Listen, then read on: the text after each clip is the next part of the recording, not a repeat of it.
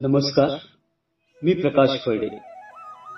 आज आपण माहिती जाणून घेणार आहोत शिवशंकराच्या 12 ज्योतिर्लिंगांपैकी सर्वात पहिलं ज्योतिर्लिंग अर्थात गुजरात येथे स्थित असलेलं सोमनाथ या अतिशय प्राचीन आणि ऐतिहासिक शिवमंदिराविषयी। भारतातील 12 ज्योतिर्लिंगांपैकी हे पहिलं ज्योतिर्लिंग मानलं जातं। या लिंगाला स्वयंभू असेही म्हणतात। विशेष म्हणजे 12 ज्योतिर्लिंग यात्रा सोमनाथ येथूनच सुरू होते। सोमनाथ मंदिर हे जगप्रसिद्ध धार्मिक आणि पर्यटन स्थळ आहे। लोककथेनुसार येथेच श्रीकृष्णाने देह सोडला होता, त्यामुळेच या परिसराचं महत्त्व अधिकच जास्त आहे।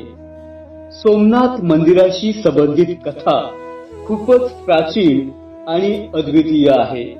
पौराणिक कथेनुसार सोम किंवा चंद्रदेवने राजा दक्षाच्या 27 मुलींशी लग्न केलं, पण त्याने फक्त एकाच पत्नीवर सर्वात जास्त प्रेम केलं। आपल्या इतर मुलींवर होणारा हा अन्याय पाहून राजा दक्षाने त्याला शाप दिला की आजपासून तुझी चमक आणि तेज हळूहळू संपून जाईल।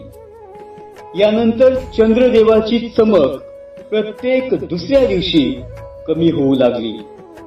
राजा दक्षाच्या शापाने व्याकुळ झालेल्या सोम अर्थात चंद्रदेवने शिवपूजेला सुरुवात केली।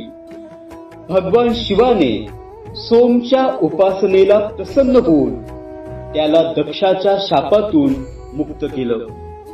शापातून मुक्त होऊन राजा सोमचंद्राने या ठिकाणी भगवान शिवाचं मंदिर बांधलं आणि या मंदिराला सोमनाथ मंदिर असं नाव दिलं।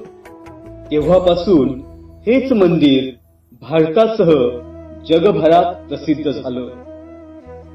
सोमनाथ मंदिर गुजरातच्या पश्चिम किनाऱ्यावर सौराष्ट्राजवळील वेरावळ या बंदराजवळ प्रभास पाटण मध्ये आहे।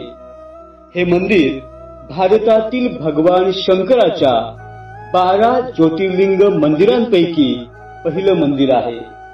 हे गुजरातचं एक महत्त्वाचं तीर्थस्थान आणि पर्यटन स्थळ आहे। प्राचीन काळातील अनेक मुस्लिम आक्रमकांनी आणि पोर्तुगीजांनी या मंदिरावर वारंवार आक्रमण केल्यानंतर सध्याचं हे हिंदू मंदिर चालुक्य शैलीमध्ये पुन्हा बांधलं गेलं आहे। सोमनाथ म्हणजे देवांचा देव, जो भगवान शिवाचा एक भाग असल्याचं आजही मानलं जातं। गुजरातचं हे सोमनाथ मंदिर भगवान शिव यांना समर्पित आहे। सोमनाथ मंदिराच्या भिंतीवरील मूर्तिकाम मंदिराची भव्यता दर्शवतं। स्कंद पुराणातील प्रभास खंडमध्ये याचा उल्लेख करण्यात आला आहे की सोमनाथ ज्योतिर्लिंगाचं नाव प्रत्येक नवीन सृष्टीमध्ये बदलत जातं। या क्रमामध्ये जेव्हा वर्तमान सृष्टीचा अंत होईल आणि ब्रह्मदेव नवीन सृष्टीची रचना करतील, तेव्हा सोमनाथचं नाव प्राणनाथ असेल। मंदिराच्या भिंतीवर महादेवासोबतच ब्रह्मा आणि विष्णू यांच्या देखील मूर्ती आहेत। सोमनाथचे सेवक नंदी मंदिरात विराजमान होऊन महादेवाचं ध्यान करतात।